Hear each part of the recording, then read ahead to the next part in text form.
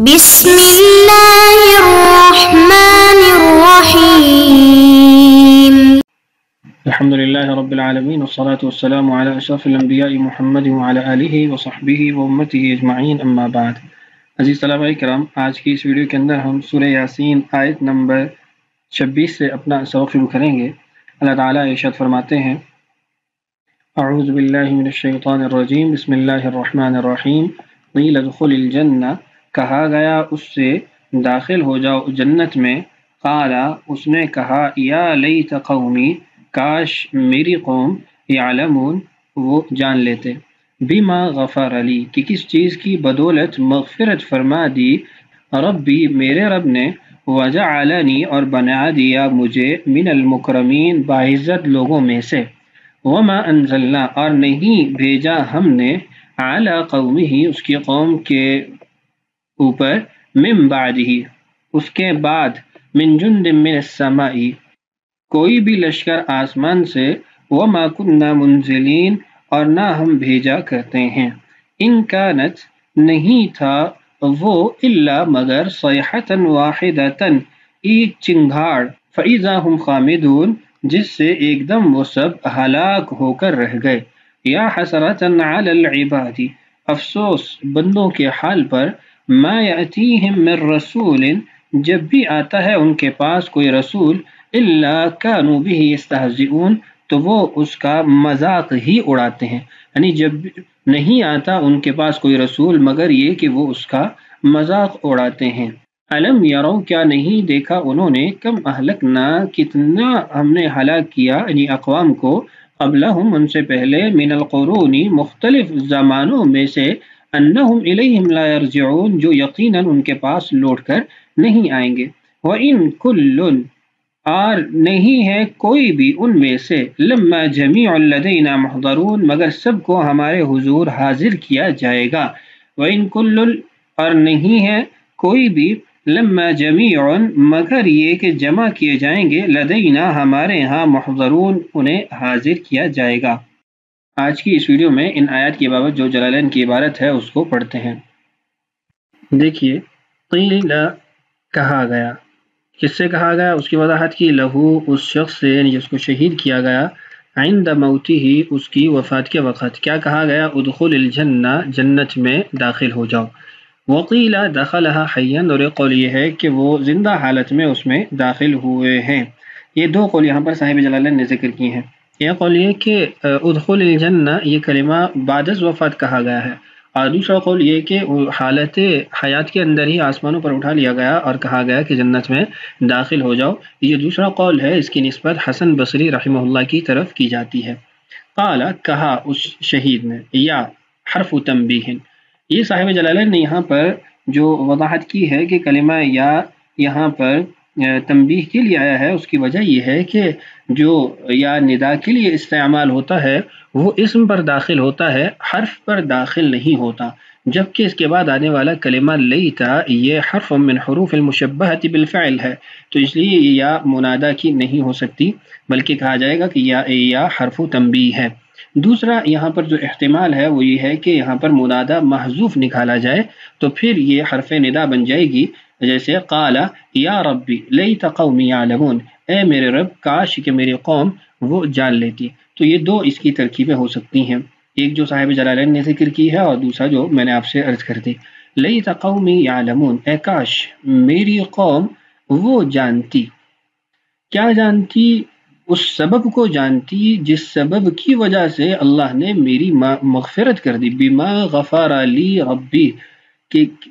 جس چیز سے اللہ نے میری مغفرت کر دی۔ یہ ماں، اس کے دو احتمال ہیں، ایک احتمال جو ترجمہ میں آپ نے دیکھا استفہام کا، کہ کیا ہے وہ چیز جس سے میرے رب نے میری مغفرت کر دی، وہ میری قوم بھی جان لیتی، اور دوسرا ماں مصدریہ ہے جس کی وضاحت آگے صاحب جلالین نے کی ہے کہ اس چیز کو جان لیتی جس کی سبب اللہ نے میری مغفرت کی، بغفرانہ،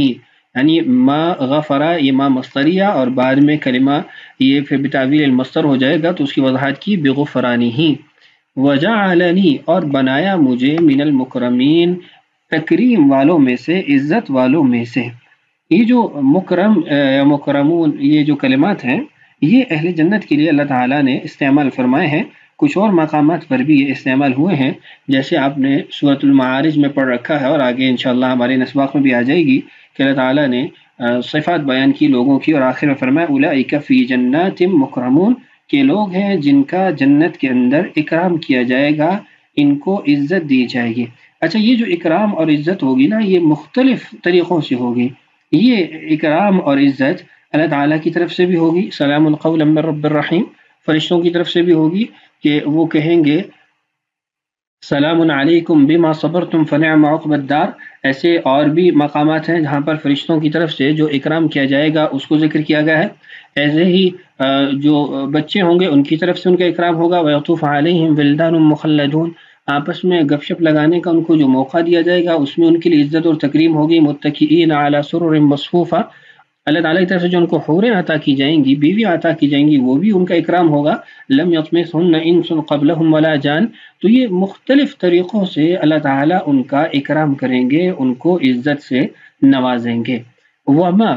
فرماتے ما نافیہ ہے یہاں پر،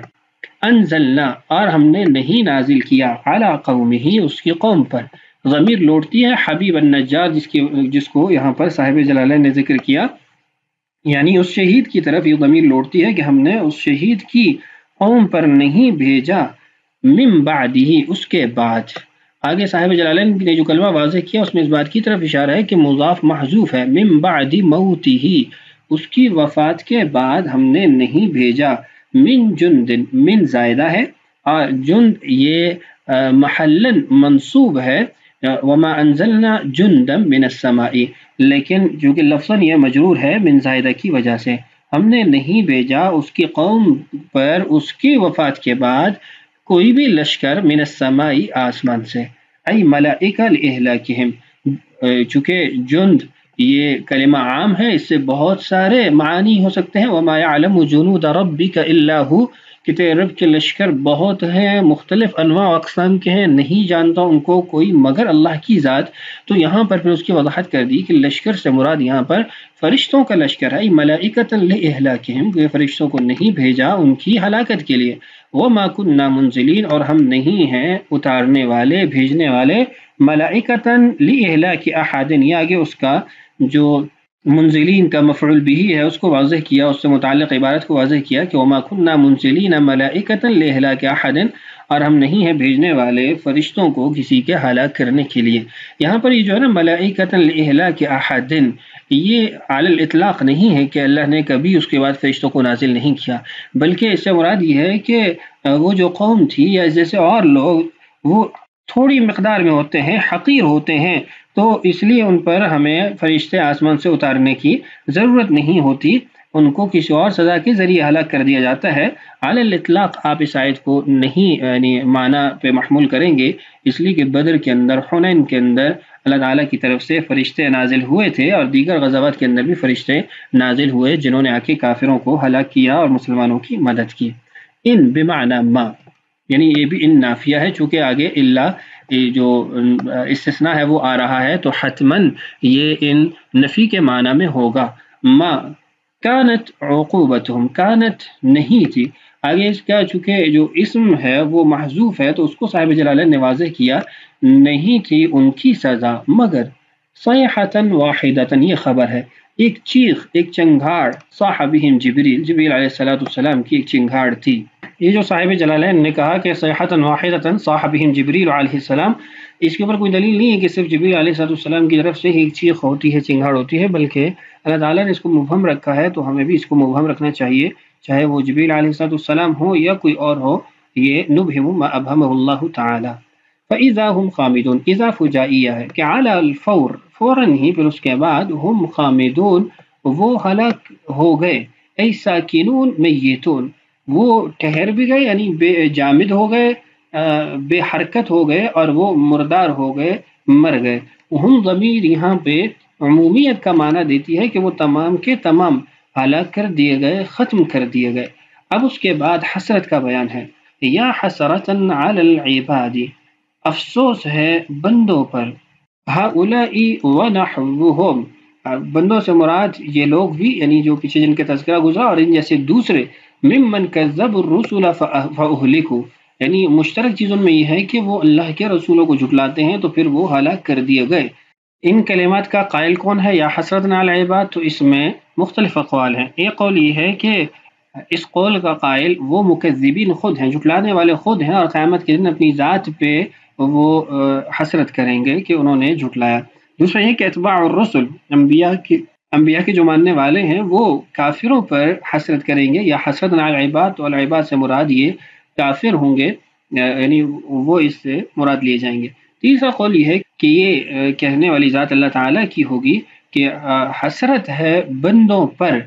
افسوس ہے بندوں پر، لیکن اس میں پھر کچھ کلمات آپ کو محذوف اور مقدر نکالنے پڑیں گے، چونکہ اللہ تعالیٰ کی ذات وہ اس کیفیت سے متصف تو نہیں ہے، وہ تو کیفیت سے پاک ذات ہے، تو پھر یہ ہوگا کہ یا حسرتا واقعتا من العباد، مطلب یہ ہے کہ بأن اللہ تعالیٰ یخبرنا بأن هؤلاء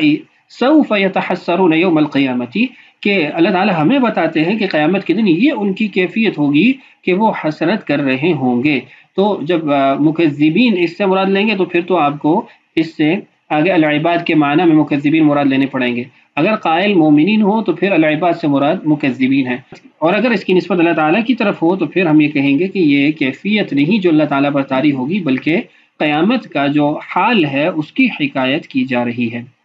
اچھا، وہی ہے شدت التألم، یہاں پر ایک کلمہ ہوگا علی ما مضی، شدت الحزن علی ما مضی، حسرت کہتے ہیں کہ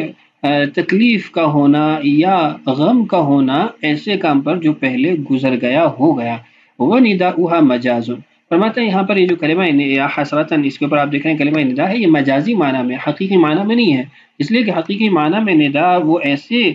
ذات کو کی جاتی ہے جو عقل رکھتی ہو، عقل نہ رکھتی ہو وہاں پر یہ کلمہ تو استعمال ہوتا ہے، لیکن مجازی معنی میں استعمال ہوتا ہے۔ جیسے آپ نے مشہور شعر ہے سن رکھا ہے، الا ایھا اللیل الطویل الانجلی، اب ایھا یہ حرف ندا ہے، لیکن اللیل یہ تو غیر عاقل ہے، تو ہم یہ کہتے ہیں کہ یہ مجازی معنی میں ہے، ای ھذا اوانو کی فحضوری، کے تمہارا وقت آ گیا ہے، اس میں تم حاضر ہو جاؤ۔ ما یأتی، یہ کلمہ ما قبل کے لیے بطور علت کے بیان ہو رہا ہے کہ نہیں آتا ان کے پاس من رسول، کوئی بھی رسول، من یہ زائدہ ہے اور رسول یہ فاعل واقع ہو رہا ہے کہ نہیں آتا کوئی بھی رسول، الا مگر کانوا بہ یستہزئون، وہ ہوتے ہیں اس کو جھٹلانے والے۔ آگے صاحب جلالین نے اس کی وضاحت کر رکھی ہے، ہم اسی سے دیکھ کے اس کو سمجھ لیں گے، پڑھ کے سمجھ لیں گے۔ فرماتے ہیں مسوق لبیان سببھا، یہ جو کلمہ لایا گیا ہے ما یأتیہم من رسول، یہ سبب کو بیان کرنے کے لیے لایا گیا کہ حسرت علی العباد کا سبب کیا ہے، تو گویا سوال ہوا ما وجہ التحسر علیہم، تو اس کا جواب دیا گیا ما یأتیہم من رسول او لأنہم کان یأتیہم من رسول الا کانوا بہ یستہزئون، کس سبب کو بیان کیا جا رہا ہے، لاشتمالہ علی استہزائہم، کیونکہ ان کا جو کلام ہے وہ استہزاء پر مشتمل ہے، لدلالتہ علی وجہ الاستہزاء، کہ اس کے اندر استہزاء کی وجہ بیان کی جا رہی ہے، اور وہ استہزاء المؤدی الی اہلاکہم، ان کو ہلاکت کی طرف لے جانے والا ہے، المسبب عنہ الحسرہ، یذکر منہ سبب الحسرتی، اس سے جو حسرت کا سبب ہے وہ بیان ہو رہا ہے، یعنی ما یاتیہم من رسول الا کانوا بہ یستہزئون، یہ جملہ ما قبل جو کلمہ ہے یا حسرت علی العباد، اس کی وجہ کو بیان کر رہا ہے کہ اس کی حسرت کی وجہ وہ یہ ہوگی۔ الم یروا، کیا نہیں دیکھتے وہ لوگ، اے اہل مکہ، یروا کی جو ضمیر ہے وہ اہل مکہ کی طرف لوٹ رہی ہے، القائلون للنبی صلی اللہ علیہ وسلم، جو رسول اللہ صلی اللہ علیہ وسلم سے کہتے تھے لست مرسلا، کہ آپ تو رسول نہیں بنا کر بھیجے گئے ہیں، ويقول الذين كفروا لست مرسلا قل كفى بالله شهيدا بيني وبينكم، فرماتے ہیں والاستفهام للتقریر، یہ استفہام للتقریر ہے، یعنی ایسا نہیں کہ سوال پوچھا جا رہا ہے بلکہ بات کو مؤکد انداز سے ثابت کیا جا رہا ہے۔ الم یروا، اور یہ جو کلمہ یروا ہے یہاں پر رؤیت بصریہ مراد نہیں ہے بلکہ رؤیت علمیہ مراد ہے، اے عالم، اس کی وضاحت آگے صاحب جلالین نے کی کہ یروا کا مطلب الم یعلموا، کیا نہیں جانا ان لوگوں نے، کم خبریہ،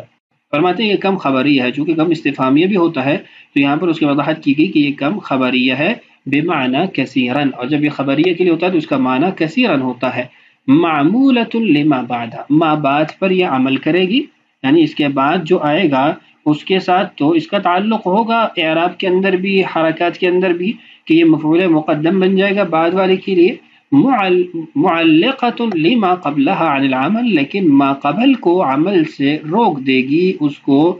ما قبل کو عمل نہیں کرنے دے گی۔ مطلب کیا ہے کہ ما قبل کو